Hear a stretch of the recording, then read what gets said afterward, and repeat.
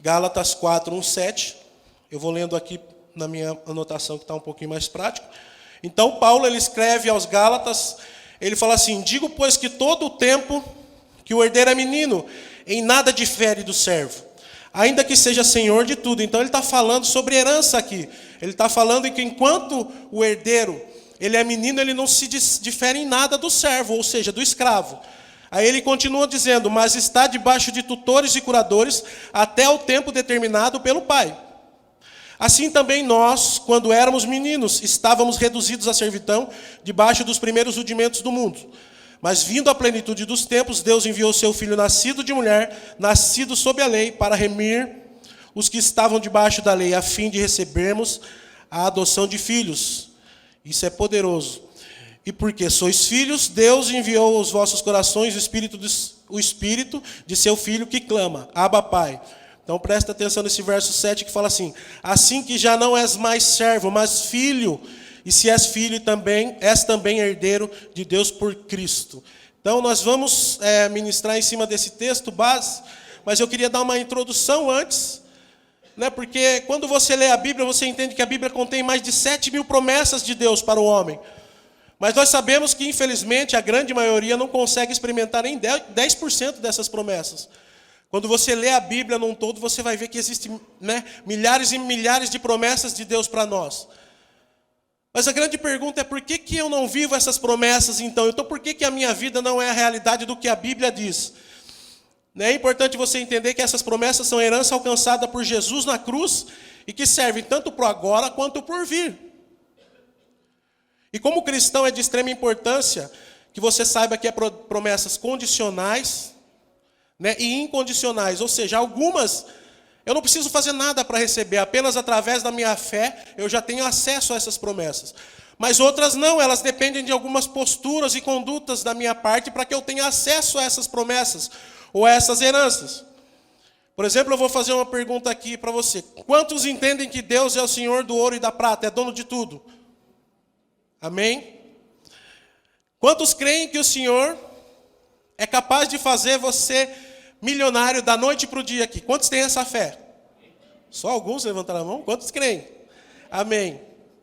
Quantos desejam ser milionários da noite para o dia aqui? Levanta sua mão. Pouquíssimos, hein? Eu vou perguntar de novo, dá mais uma chance.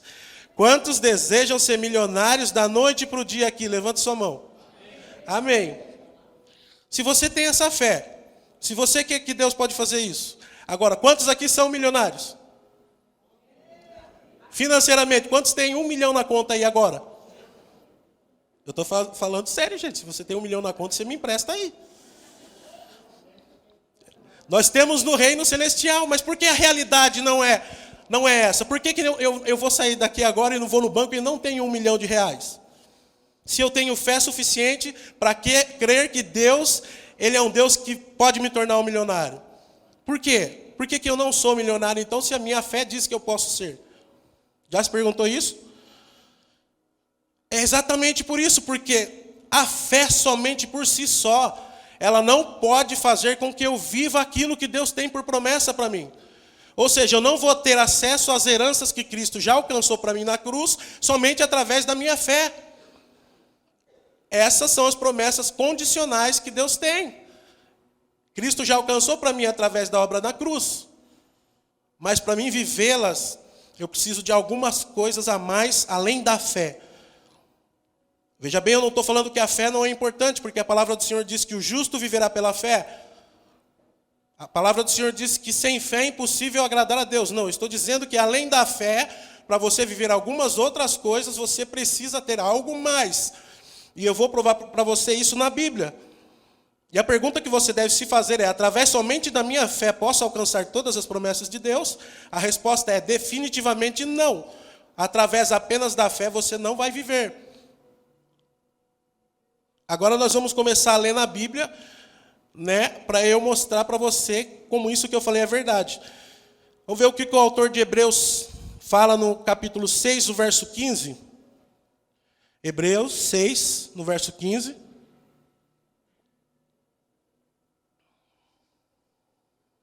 O autor diz assim: mas se desejamos que cada um de vós mostre o mesmo cuidado para a completa certeza de esperança até o fim, para que vos não façais negligentes, mas sejam imitadores dos que, pela fé e paciência, herdam o quê? As promessas. Então, pela fé e paciência. Porque quando Deus fez promessas a Abraão, como não tinha outro maior por quem jurasse, jurou por si mesmo, dizendo, certamente abençoando te abençoarei, multiplicando te multiplicarei. E assim, esperando com paciência, alcançou a promessa. O autor de Hebreus aqui está dando o exemplo de Abraão, que tinha uma promessa de Deus. Ele tinha fé porque Abraão era o quê? O pai da fé, mas não foi só apenas através da fé que Abraão alcançou a promessa. Foi através também da paciência. Então, o autor diz que nós temos que alinhar, além da fé, a paciência para que a gente alcance algumas promessas que Deus tem para nós. Vamos ao outro exemplo, que é 2 Pedro, no capítulo 1, no verso 5 ao 10. Ele é mais específico ainda, você vai ver que Pedro, ele coloca ainda mais virtudes para que você alinhe juntamente com a sua fé, para você alcançar promessas de Deus. Vamos ver o que fala lá em 1 Pedro 1, do 5 ao 10. Fala assim, e vós também, pondo nisto mesmo toda a diligência, agora anota aí na sua Bíblia, você que gosta de anotar, toda a diligência, acrescentai a vossa fé a virtude, e a virtude o conhecimento, e ao conhecimento a temperança, e a temperança a paciência, e a paciência a piedade, e a piedade o amor fraternal, e o amor fraternal o amor.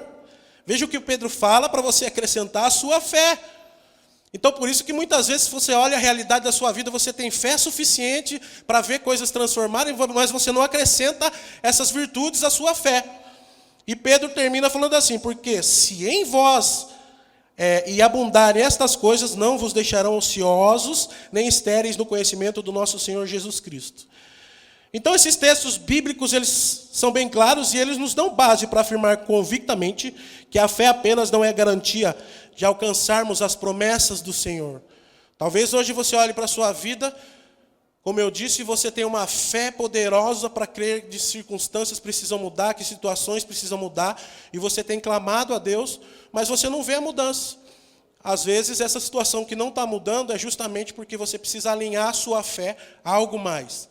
E eu sempre oriento você, ore, pergunte a Deus, Senhor, o que está acontecendo, o que eu preciso acrescentar à minha fé, qual postura, qual conduta eu tenho que ter, para que além da minha fé, eu possa fazer algo para mudar essa circunstância.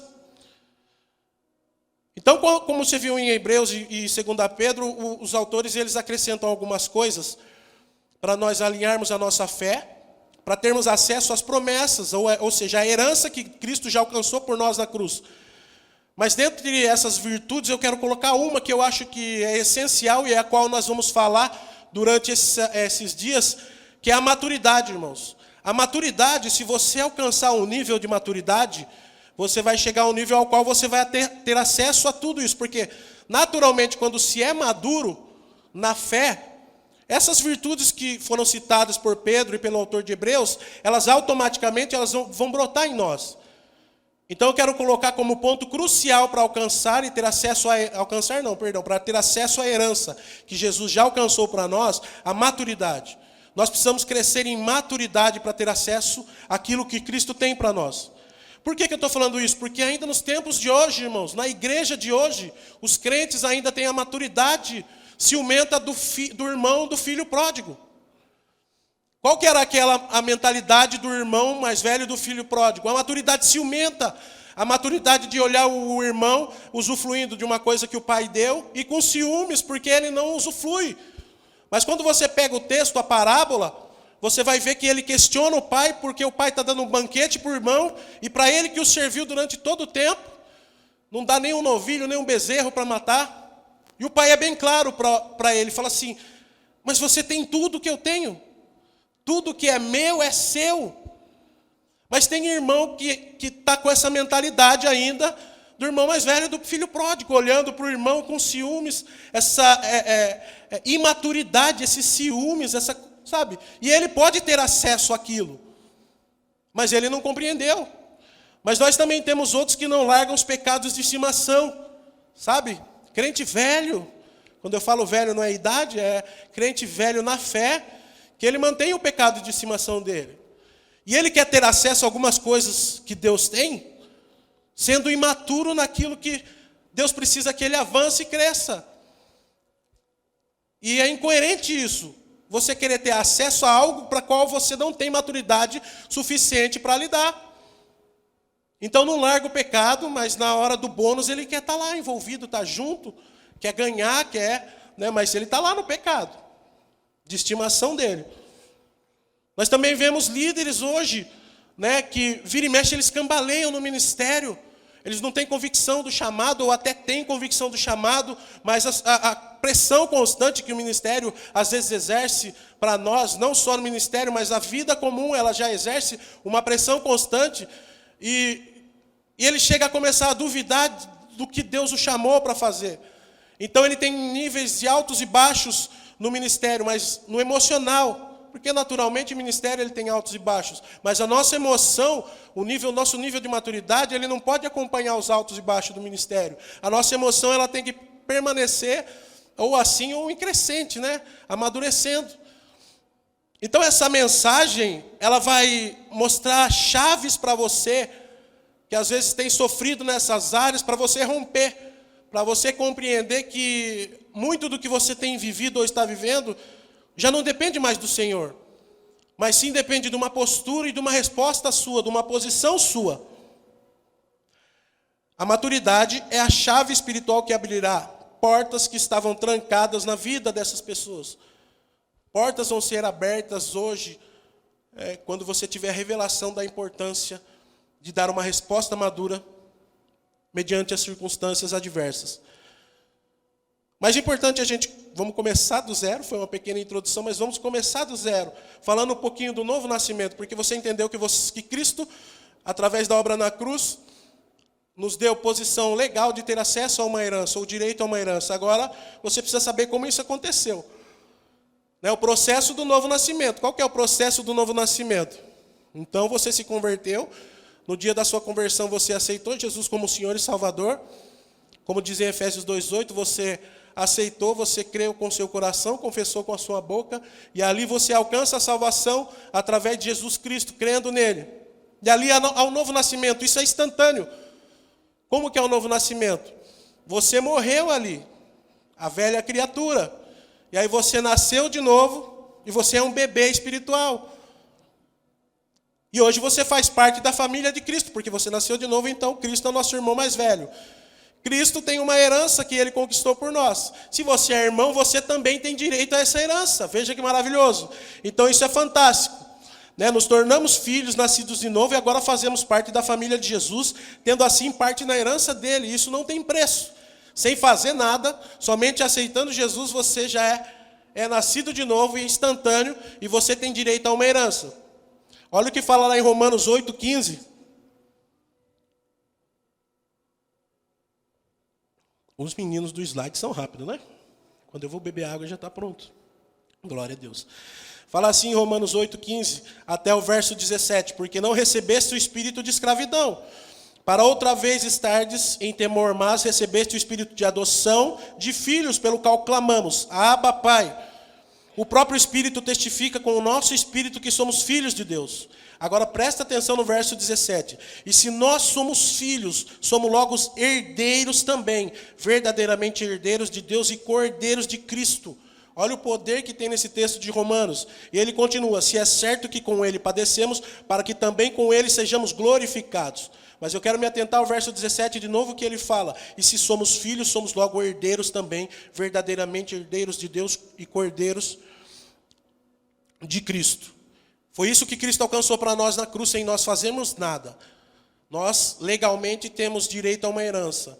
Pode ser que você ainda não tenha acesso, mas você tem direito a essa herança. E isso é fantástico. Nós somos herdeiros da mesma herança de Cristo, já que somos herdeiros. Como que funcionam os nossos direitos com relação a essa herança? Que isso aí que é o mais preocupante, né? Então, irmãos, Deus é dono de tudo. Jesus Cristo morreu na cruz. E agora nós temos acesso a tudo, direito a tudo que Deus tem, como dono. E agora eu tenho uma herança. Glória a Deus por isso. Mas como que eu vou ter acesso a essa herança? Como que eu vou alcançar? Como que eu vou usufruir? E é disso que eu quero falar. Como que eu vou usufruir dessa herança que Jesus alcançou por mim?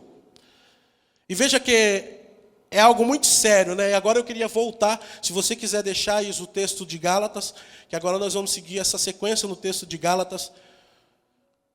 Gálatas 4, a partir do verso 1. Como que eu vou ter acesso a essa herança que Cristo me garantiu?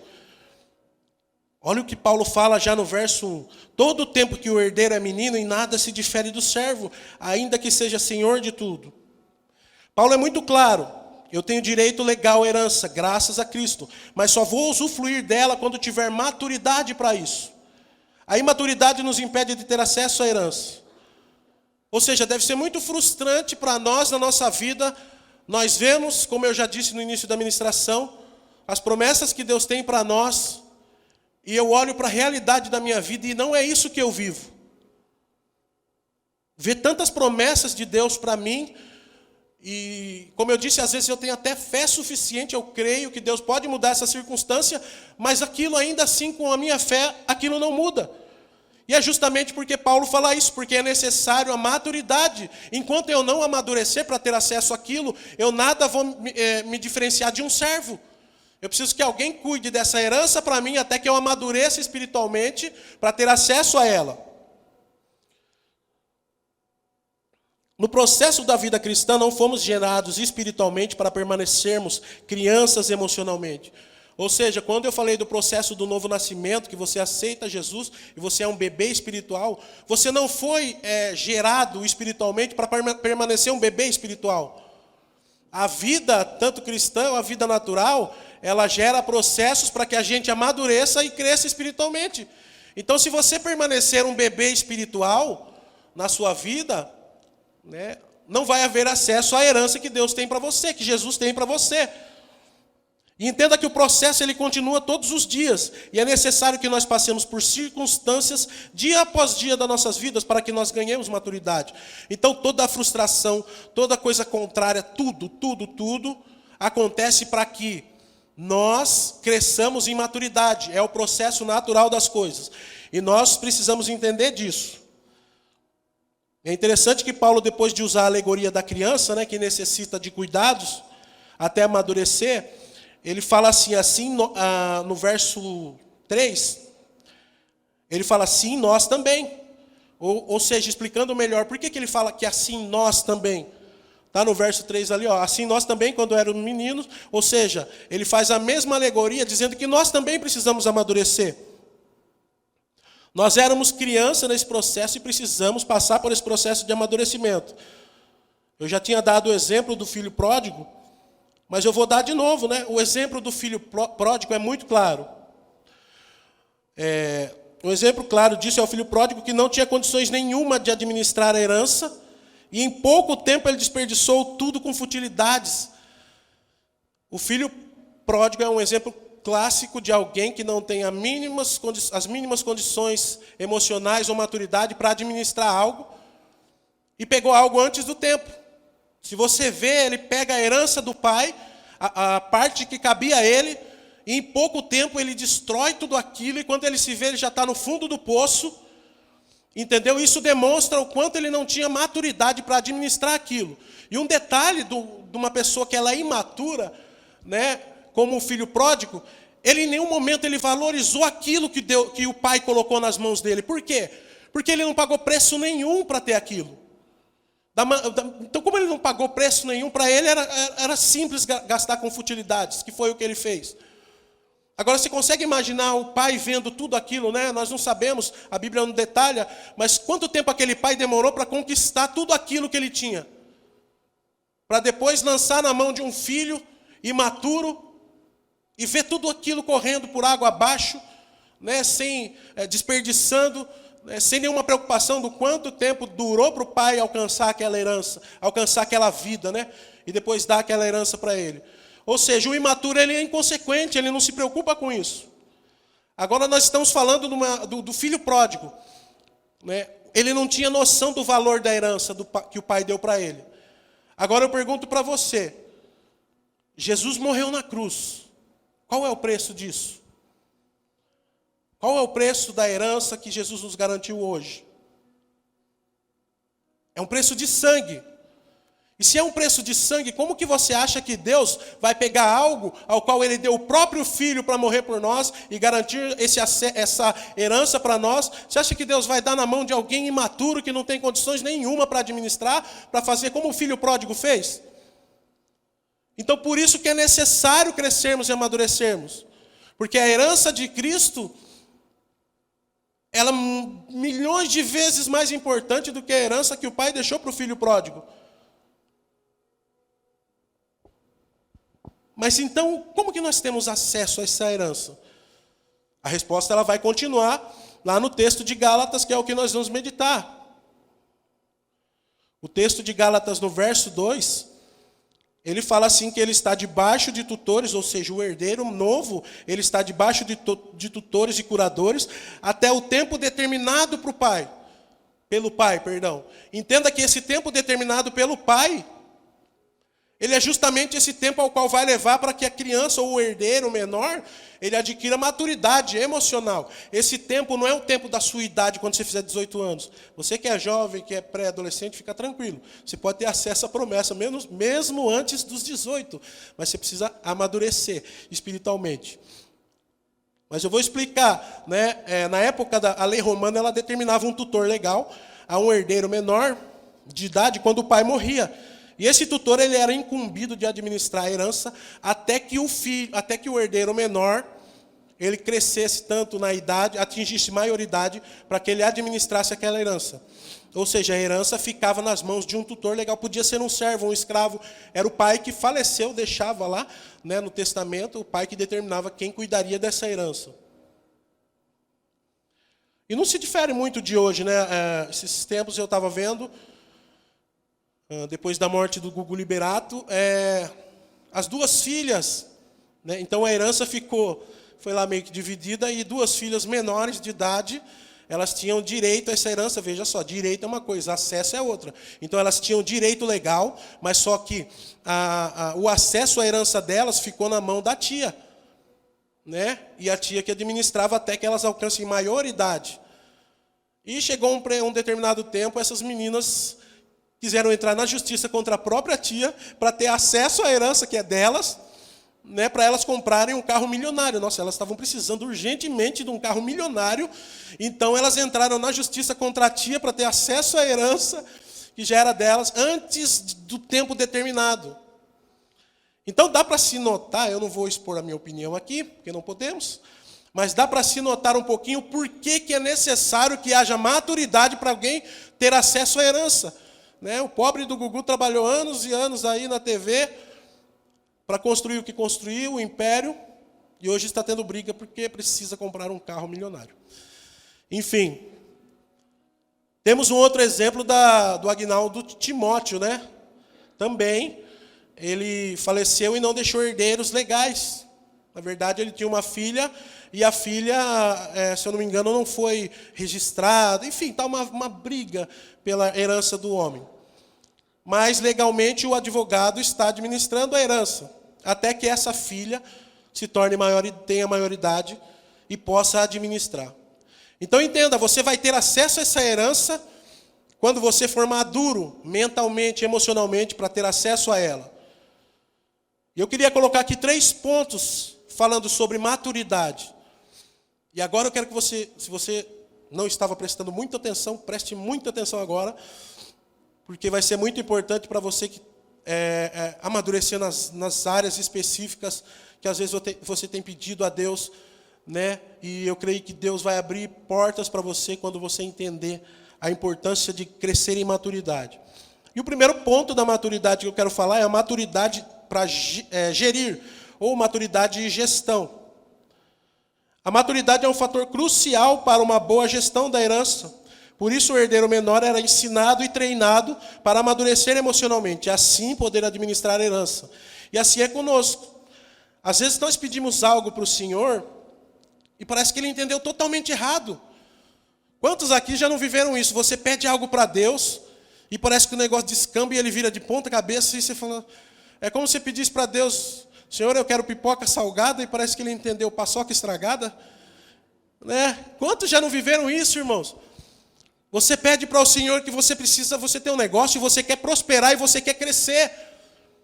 E você fala, Senhor, eu estou com esse negócio aqui, ele está bem, eu quero crescer. E de repente aquele negócio começa a virar uma bagunça. Os funcionários começam a dar trabalho, né? Começa a virar uma bagunça, é cliente pressionando. Mas por que acontece isso? Porque Deus está te moldando nas pequenas coisas. Se você quer ter algo amplo, você tem que aprender a viver as pressões que você vai viver lá na frente, já antes. Então Deus vai te amadurecer nessa questão. Deus jamais vai dar uma plantação de tomate gigante para alguém que não tem responsabilidade e maturidade para regar as plantas que estão no fundo do seu jardim, do seu quintal. Deus jamais vai dar algo grandioso para você se você não tem maturidade para lidar com as pequenas pressões do negócio que você tem ali. Às vezes o irmão está fazendo corte, está chegando beirando o casamento, você começa a orar pelo seu casamento, ou pelo futuro casamento, e parece que o príncipe virou sapo, né? Ou a princesa virou bruxa, aí começa a aparecer os defeitos, as coisas. Mas por quê? Porque Deus está preparando você para a realidade. O casamento é isso mesmo, irmão. Né? Você vai ver ela levantar toda descabelada. Então você começa a ver os defeitos, as falhas, os odores. Por quê? Porque é isso que você vai viver. E se você entrar num casamento sem entender essas frustrações que nós temos, você não vai conseguir manter o seu casamento. Porque você vai ter um casamento baseado naquela realidade que você criou e não naquela realidade que realmente é. E você que está fazendo corte, se você já começou a ver isso e você não tem maturidade para viver isso agora na corte, você não está maduro para casar. Entenda que isso é muito sério. Deus primeiro amadurece para depois... nós temos um sério problema que nós queremos determinar qual é o processo que Deus vai usar. Então eu preciso determinar o processo que Deus vai usar para Ele me dar aquilo. Eu estava me lembrando, né, mais ou menos parecido com aquele filme do Karate Kid, né? Quem já assistiu aquele filme do Karate Kid lá? Nós estamos ficando velhos, né? Quem assistiu o novo? Quem não assistiu? Amém. Eu vou explicar. Mas o menininho do filme, do 1... ele apanha lá, ele leva tanta surra que ele decide que ele quer aprender karatê. E ele encontra o velhinho lá, o Jack Chan, né, que vai ensinar karatê para ele. Na mentalidade daquele menino, né, o japonês, o chinês, não sei, o coreano, vai ensinar lá. E ele já vai sair no giraia e dando porrada em todo mundo. Mas quando ele chega e começa as aulas, aquilo começa a ficar frustrante para ele. Por quê? O japonês fala para ele, põe a casaca, tira a casaca, põe a casaca, tira a casaca. E ele passa metade do filme pondo a casaca e tirando a casaca e fazendo assim com as mãos. E o karatê mesmo, que é bom nada. Mas quem que é o mestre lá? O mestre é o japonês. Em um dado momento ele questiona, ele fala, mas eu estou nisso, eu estou fazendo isso, eu estou vivendo isso, eu quero aprender karatê. Mal sabia ele que o japonês já estava preparando ele. Era o processo. Ele já estava sendo treinado. Tanto que quando o japonês vai dar os golpes nele, o japonês vai falando para ele, põe a casaca, tira, e ele vai fazendo aquilo, ou seja, ele já estava sendo preparado no processo, só que ele queria que o processo fosse o processo que ele achava correto. E quantas vezes nós fazemos isso? Nós queremos determinar a Deus qual o processo que Ele tem que fazer para nós amadurecermos. Nós queremos determinar o que Deus tem que fazer para que nós amadurecemos e temos acesso à herança ou à promessa que Ele tem para nós. Então não fique questionando os processos de Deus que você está vivendo nesse momento. Se você tem vivido pressão no seu ministério, amadureça. Se você tem vivido pressão no trabalho, amadureça. Se você tem vivido pressão em todas as áreas do casamento, você amadureça. Se você tem fé, às vezes, o suficiente para mudar, né, para crer que Deus muda o seu marido, sua esposa, e não está mudando, irmão, acrescente maturidade a essa mudança que você tanto pede, a essa fé que você tem dentro de você. Amém? Amém. E tem gente que rejeita esse processo, isso é muito sério. Olha o que fala em 1 Pedro 2, 2.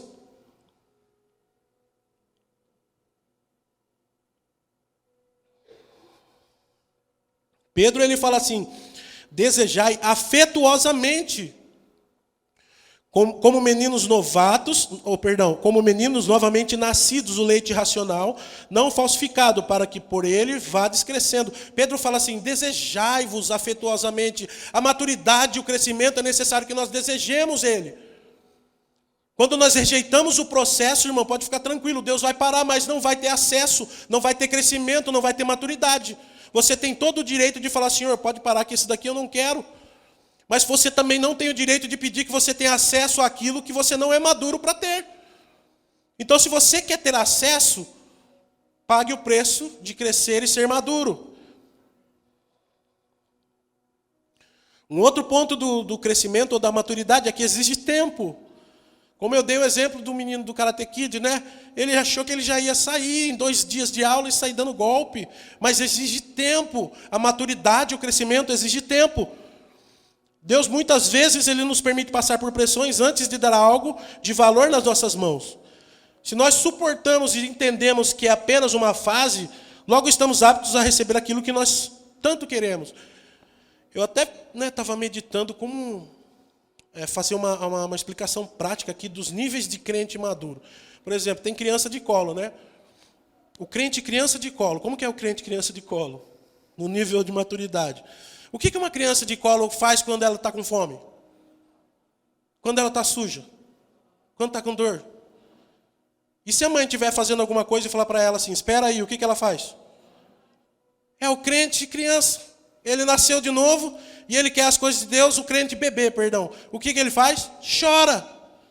O crente bebê só chora. E você acha que Deus vai dar acesso à herança ao crente bebê que só chora? Não vai dar. Vai continuar crente bebê chorando e a mãe vai lá socorre.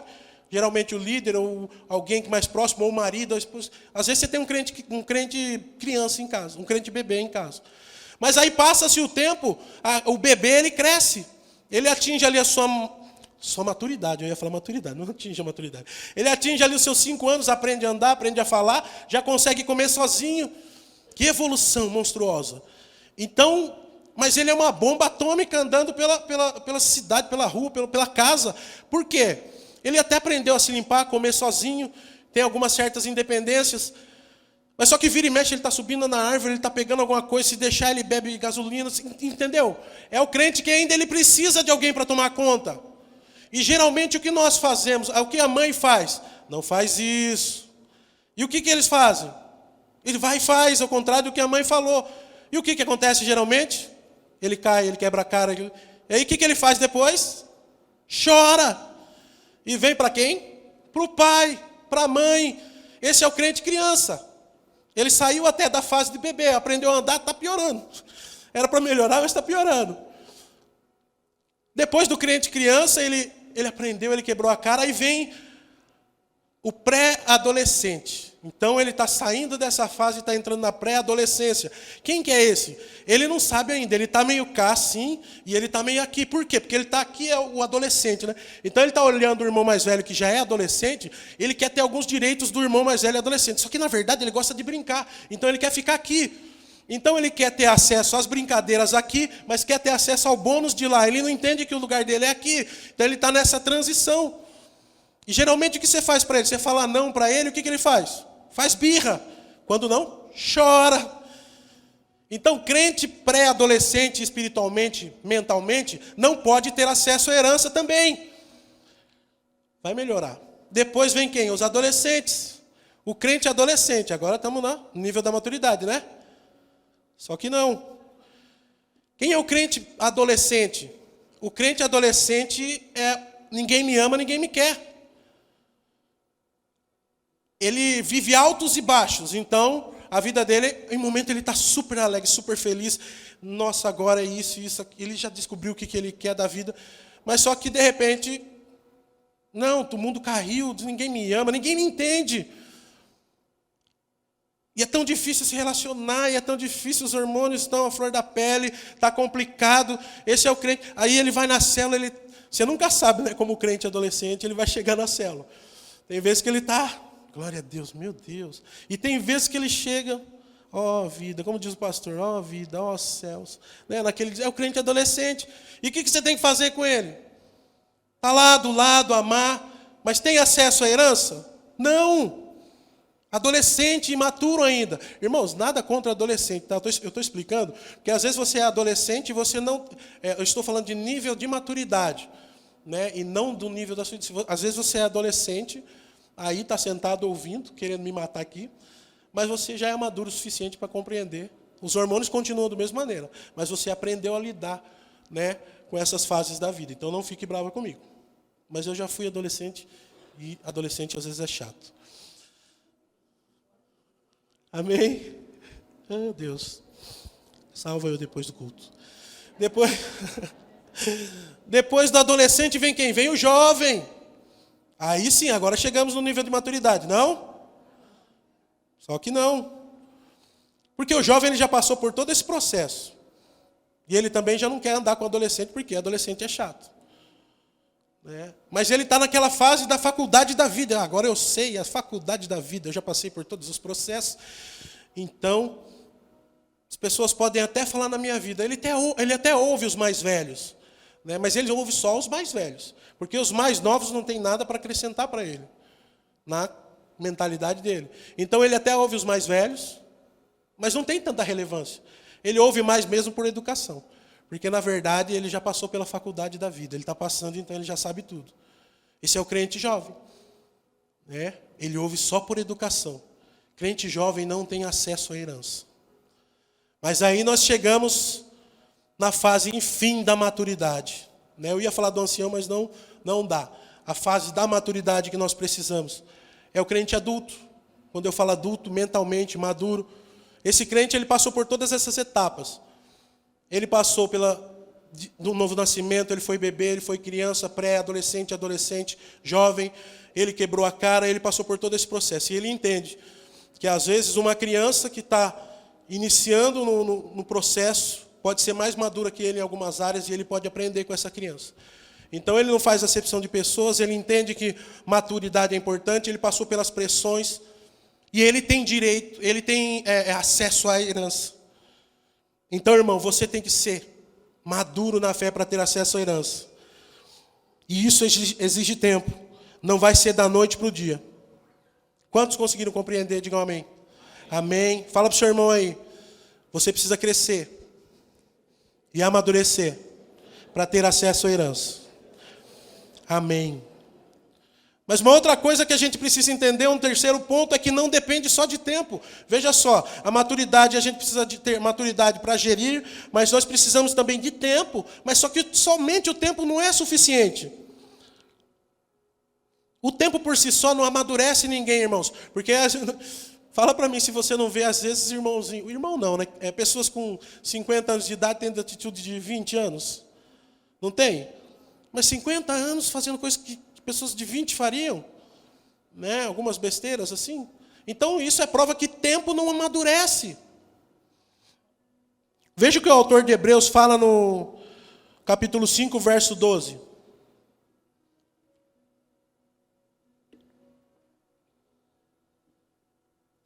Olha ele chamando a atenção dos hebreus, ele fala assim, porque devendo já ser mestres pelo tempo, ainda necessitais de que se vos torne a ensinar quais sejam os primeiros rudimentos da palavra de Deus. Ele está falando para os crentes, por favor, esse tempo que vocês estão convertidos era para você estar ensinando. Eu estou tendo que voltar com a cartilha do Beabá para mostrar para vocês. Porque os comportamentos são dignos de uma criança de 5 anos de idade dentro da igreja. Então o autor de Hebreus está corrigindo aqui, dando um puxão de orelha. E essa realidade, infelizmente, nos atinge muito nos dias de hoje. Quantos crentes vividos na fé, com comportamentos imaturos, como eu disse, dignos de uma criança de 5 anos de idade.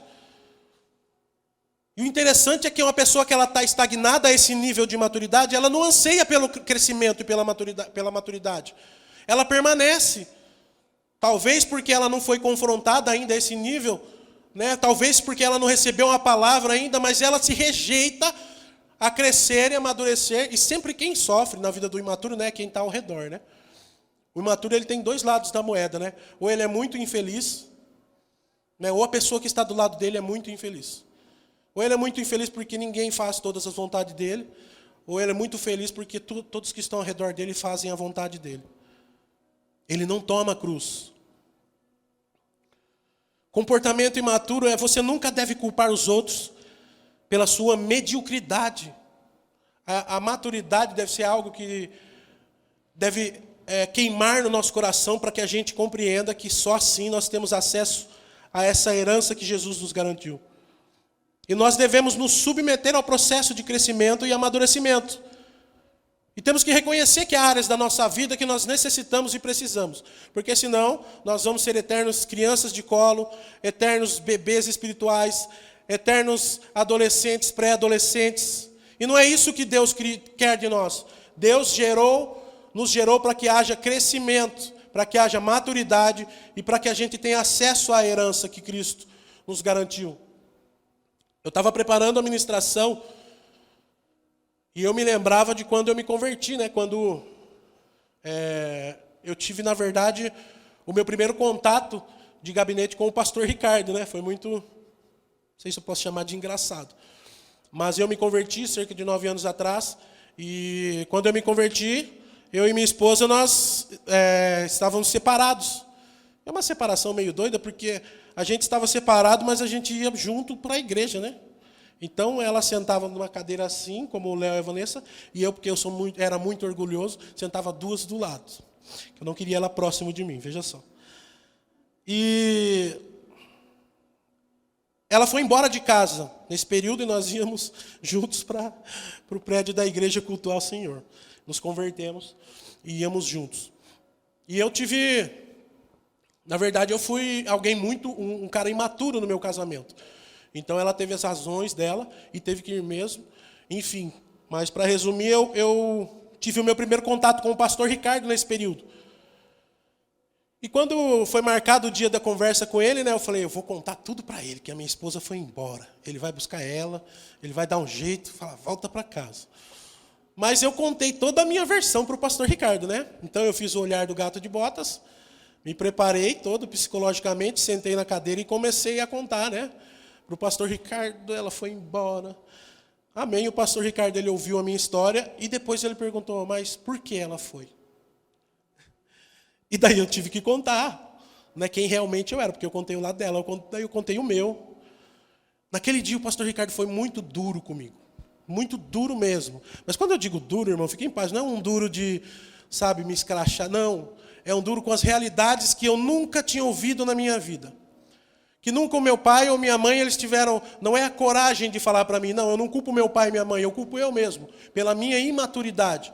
Eram coisas que eu precisava ouvir, mas nunca dei oportunidade a ninguém ao meu redor falar sobre mim. Eu era o centro. Então, quando o pastor Ricardo falava, aquilo ia entrando assim na minha cabeça, eu falei, o que esse alemão está falando? E pensava comigo, só que depois eu falava, mas é verdade? E ele me mostrou realmente, né, na verdade o Senhor me mostrou realmente quem eu era. E eu fui para casa naquele dia, né? E engraçado que a Jéssica tinha ido embora, mas ela estava lá em casa, lá. É porque para comer ela ia, gente, ela ia em casa para comer, veja só. E ela estava lá, e daí ela perguntou como foi a conversa, né? E eu contei para ela, mas ela riu muito. Porque eu acho que era essa a expectativa que ela tinha, que alguém falasse as verdades que eu precisava ouvir. E aí que se define quem é maduro e quem não é. Eu tinha a oportunidade de falar assim, eu não vou mais naquela igreja, naquele pastor, está todo mundo errado. Não, na minha mente eu entendi que realmente eu estava errado, eu precisava crescer e mudar. E eu falei, eu vou provar para mim mesmo que eu não sou isso, que eu não preciso ser isso a minha vida inteira. E eu vou correr atrás do meu prejuízo. E foi o que eu fiz. E hoje está aí ela sentada, 9 anos depois. Amadurecemos, crescemos juntos e continuamos passando por esse processo. Porque não parou. Durante esses 9 anos dentro do ministério hoje, porque foi muito rápido, né? Logo depois eu me apaixonei por liderança e logo um ano depois entramos na liderança. E nesses 9 anos eu passei por processos de amadurecimento. E eu tenho consciência plena que durante esse processo eu errei muito. Como líder, como homem, como discipulador. E no período em que eu errava, eu tenho consciência às vezes que eu falei coisas que não devia, eu deixei alguém chateado. Às vezes você está sentado aí, você ficou chateado comigo com o que eu fiz alguns anos atrás. Mas deixa eu te falar o que é maturidade. Maturidade é quando você reconhece isso. E eu te digo que o mesmo Éder de 9 anos atrás não é o mesmo hoje que está ministrando aqui. E o mesmo Éder de 8 anos, de 7, de 6, de 5 não é o mesmo. E o mesmo Éder de 1 mês atrás não é o mesmo de hoje. Porque eu amadureci. E nós precisamos compreender isso. Às vezes nós temos uma mentalidade. Você conheceu uma pessoa há anos atrás. E tem crente, às vezes tem irmão que às vezes é assim, né? A pessoa chega na mesa e fala assim, não posso ver ela, não gosto dela. Aí você pergunta, mas por quê? Porque um dia ela falou que eu estava gorda. Sério, que absurdo, né? Porque você fala que absurdo. Onde já se viu uma pessoa imatura chegar a falar que a outra é gorda? Aí você pergunta, mas quando que foi isso? Quando nós tínhamos 6 anos de idade. Mas, irmão, mas faz tantos anos, faz tanto tempo a pessoa era imatura. Eu aposto que de 6 anos de idade que ela tinha para hoje, ela amadureceu. E as pessoas não conseguem compreender isso. Elas acham que você é o mesmo de 10, de 9, de 8, de 5. O maduro, ele entende que o imaturo amadureceu. Isso é um sinal de maturidade. E como eu venho falando, como eu falei, nós passamos por esse processo dia após dia. Continuo amadurecendo, né, entendendo as minhas limitações e amadurecendo. Eu não sou o mesmo de 1 mês atrás, 7 meses atrás, estava falando com a Jéssica. Há 7 meses atrás nós descobrimos que nós vamos ser pais de novo. Glória a Deus por isso. Isso muda a sua mentalidade, você precisa amadurecer. Então você já amadurece. Aí passou 1 semana, 2 semanas, nós descobrimos que seria um menino. Você amadurece de novo. Daqui a pouco essa criança vai nascer, eu preciso amadurecer. Por que eu estou dizendo isso? Por causa de mim? Não. Porque eu quero que você entenda que o amadurecimento é um processo constante, ele não vai parar. E cada situação que você passa na vida, ela exige que você amadureça em algumas áreas. E vai continuar acontecendo. Essa é a condição para termos acesso à herança. Eu queria que a banda subisse. E eu finalizei essa ministração com um texto que eu acho que ele fala muito do que é ser maduro e imaturo. Entregar uma herança preciosa para alguém imaturo administrar é como entregar um cheque de valor milionário nas mãos de uma criança e esperar que ela cuide daquele cheque. Talvez ela consiga por alguns dias, mas logo aquele cheque vai estar amassado, sujo, com as letras mostrando os valores quase ilegíveis, ou ainda jogado em qualquer canto da casa, quando não, trocado por um pacote de doces ou guloseimas, pois ela não tem a dimensão do valor daquele papel. Quando Deus dá uma herança para você, e você não tem maturidade para saber a dimensão do valor daquele papel, você vai jogar ele, você vai largar ele amassado. No começo você pode até tentar, mas a tua maturidade que você tem naquele momento, né, ela não te permite cuidar daquilo. Entenda, irmão? Às vezes Deus está segurando algo para você que você está insistindo. E Deus está falando, apenas passe pelo processo. Não adianta forçar. Deus não vai empurrar você a algo que você não está preparado para administrar. Você daria uma Ferrari, se você tivesse condições, para o seu filho de 5 anos dirigir? Você não daria, porque aconteceria uma catástrofe. E porque você seria um louco, preso também. E Deus não vai fazer isso com os filhos dele. Deus não vai te dar algo que você não tem maturidade para administrar. Está presente no culto, na célula, e daí ele te dá algo e você abandona. Você não tem maturidade. Deus não vai dar algo para você, para que você transforme a bênção dele em maldição. Que depois dessa manhã nós possamos aprender o quanto nós necessitamos crescer em maturidade. O quanto nós precisamos avançar para ter acesso àquilo que o Senhor Jesus já alcançou por nós. E que a gente pare de culpar Deus pelas coisas que Ele não nos deu ainda. É tudo uma questão de maturidade emocional. Amém?